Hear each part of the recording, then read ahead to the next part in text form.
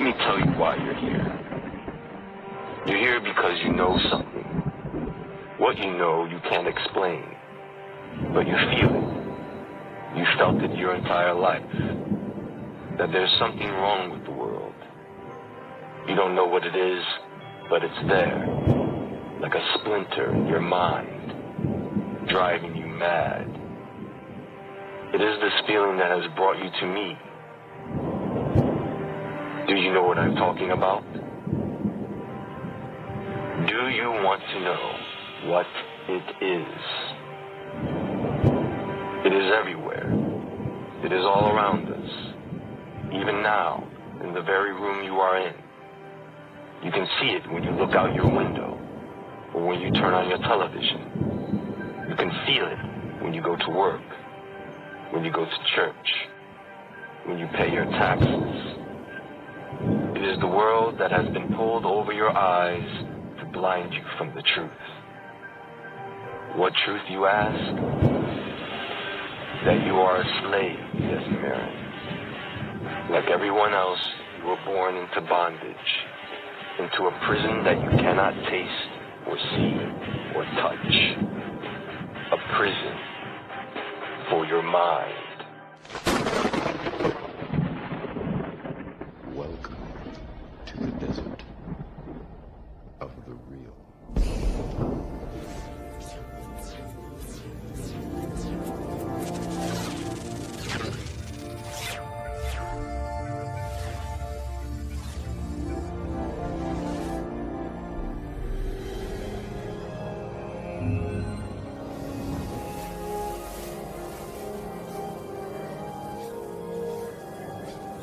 Welcome to the Zion Archive.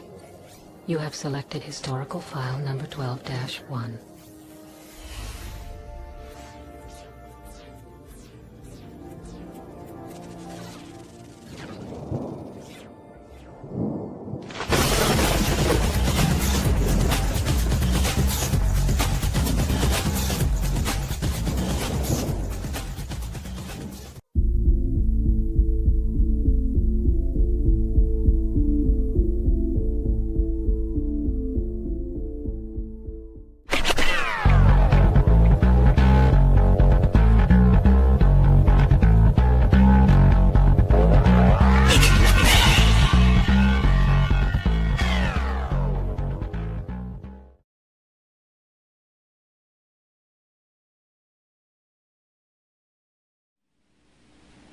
Our planet has come under a period of ignorance, dumbness, and lowered vibration, and that time is now to move. It is past. There is no reason for ignorance, dumbness, or lowered vibration if you want, and if you happen to be of the sons of the God, and you don't respond to it, you will soon be dead.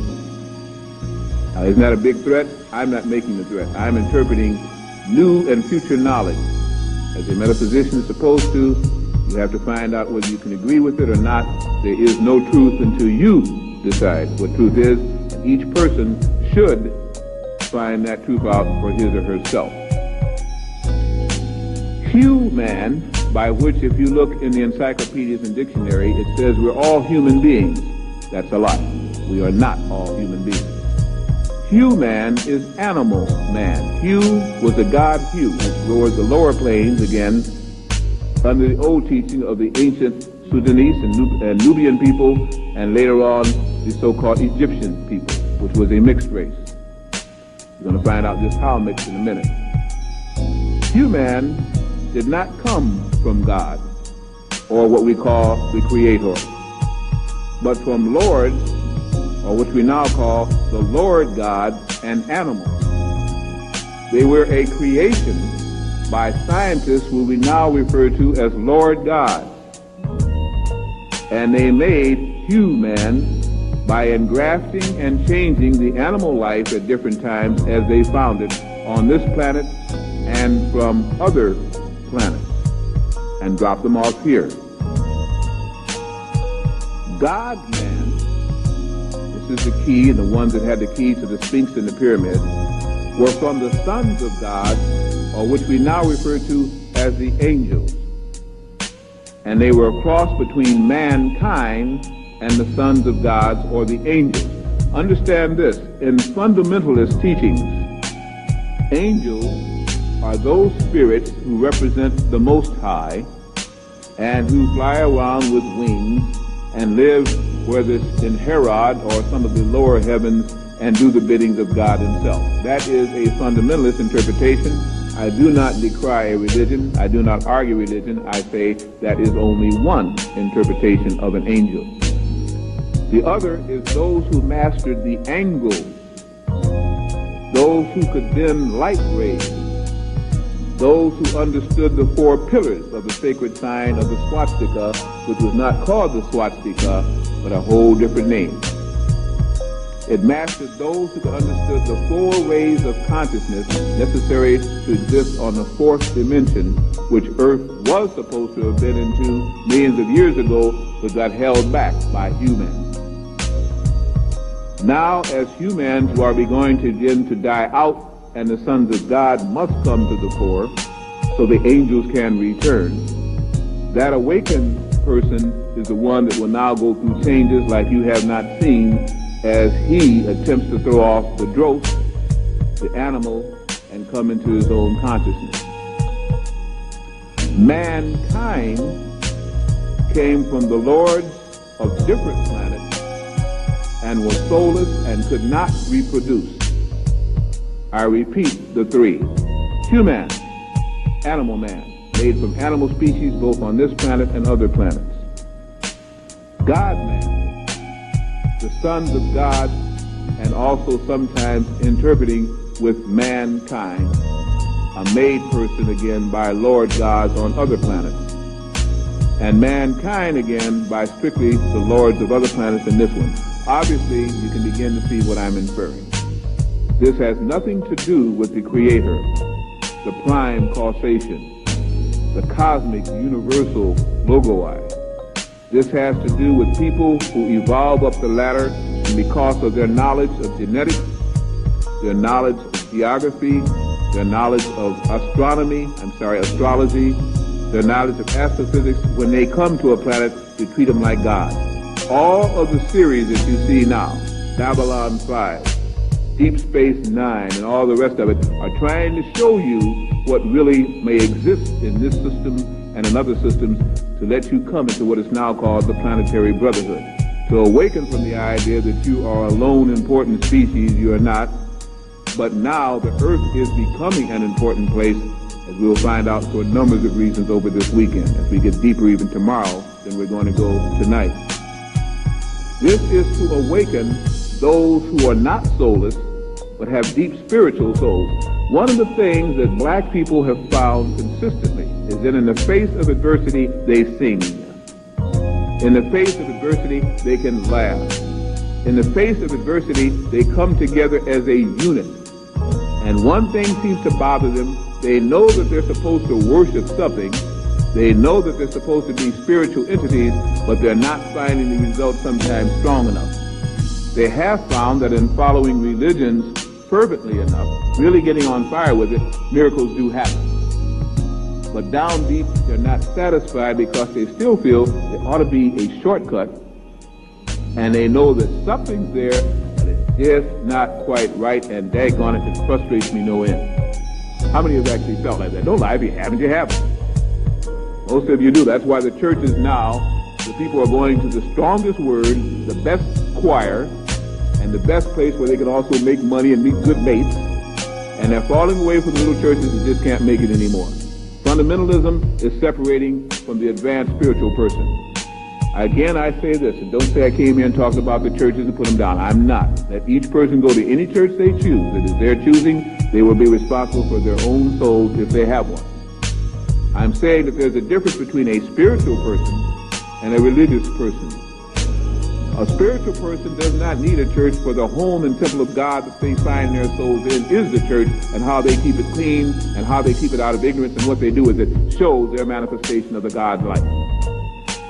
For the other, they need a religious fervor and constantly reminded because they do not have quite the soul that is arisen to the point where they can again manifest the Creator within them. So they constantly have to remind themselves as the herd come together to give themselves the strength to carry on. That is changing. That's why you're going to find the church being attacked like never before, and leaders in false churches falling like never before, and that's why the Falwells and all the rest of it, and you find them like little animals attacking each other, each one pulling each other down, and the congregation suffering from it. Because man must learn he does not have to go to a church, he is the church.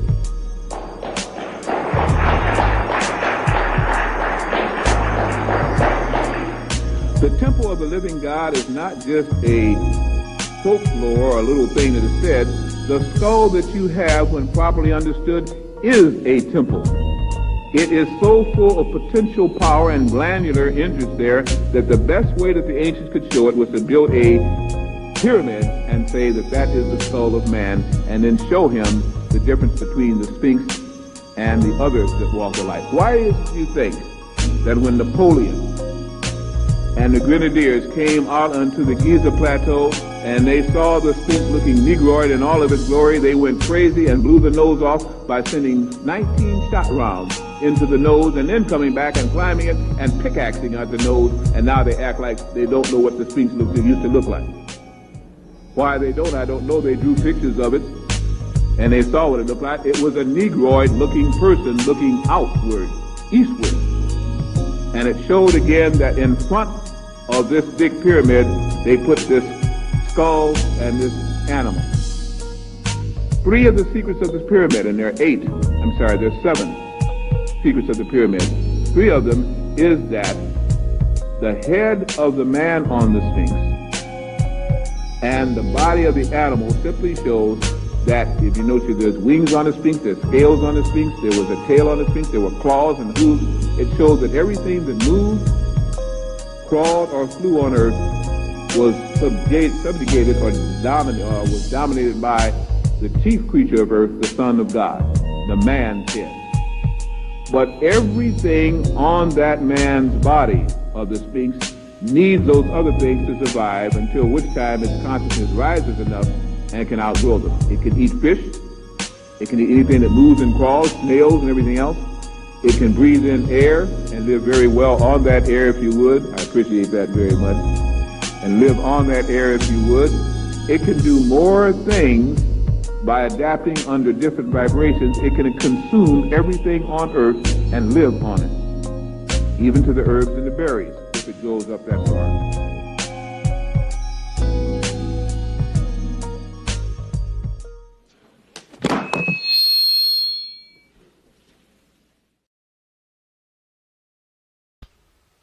What the actual fuck was that?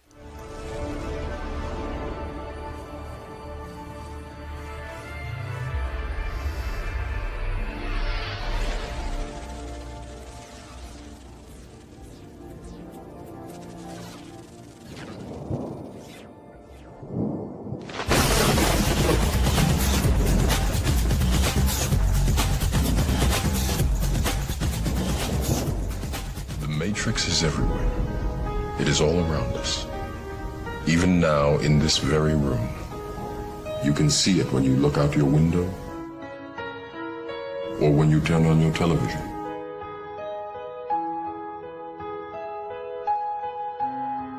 You can feel it when you go to work.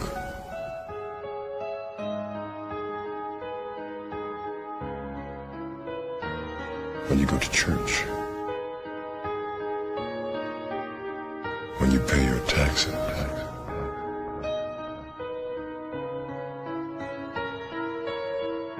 It is the world that has been pulled over your eyes to blind you from the truth.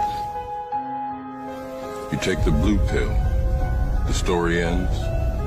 You wake up in your bed and believe whatever you want to believe. You take the red pill, you stay in Wonderland, and I show you how deep the rabbit hole goes. Remember, all I'm offering is the truth, nothing more.